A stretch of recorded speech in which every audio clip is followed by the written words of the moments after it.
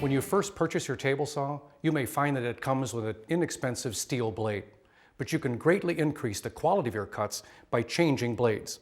And let me show you 3 different blades that will work well with your table saw. If you can only afford one blade, the suggestion is to go to a 40-tooth ATB, that's alternate top bevel grind. This will produce great cuts in both cross cuts and ripping cuts on your table saw. And in very fine cross-cutting of your hardwoods, I would suggest that you go to an 80-tooth ATB blade. The increased number of teeth provides a much smoother cut, especially in cross-cutting, and I would only use it on the table saw when doing cross-cuts. This isn't a great blade for ripping. There's just too many teeth, not enough space between them. Now for those long ripping cuts, I would suggest going to a 24-tooth FT type blade. The FT stands for flat top grind. The large spacing between the teeth provide an awful lot of sawdust removal to make ripping much easier. And now these are quality saw blades, and generally a quality saw blade will run anywhere between $50 and $100. But that additional cost is well worth it when you see the types of cuts that you get out of it.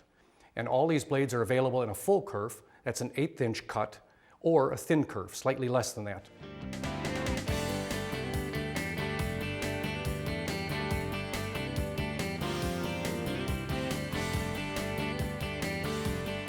And these thin kerf blades are also used in table saws with a little less power. That way it makes them seem more efficient.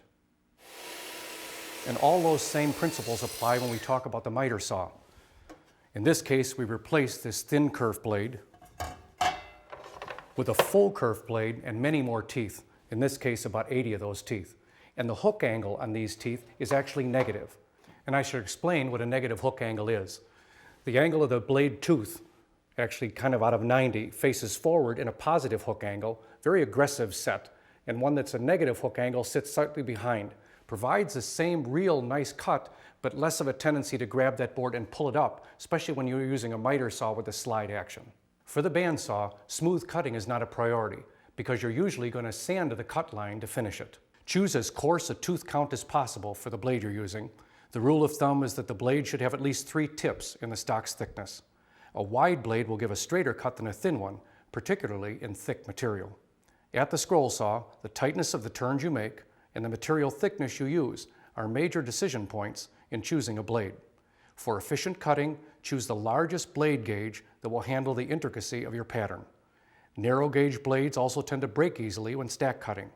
For clean cuts at the bottom of a stack, consider blades with a reverse tooth pattern, and those teeth cut up into the stack while the other teeth cut down. And remember, no matter what tool you use, always choose the most appropriate blade for the work that you're doing.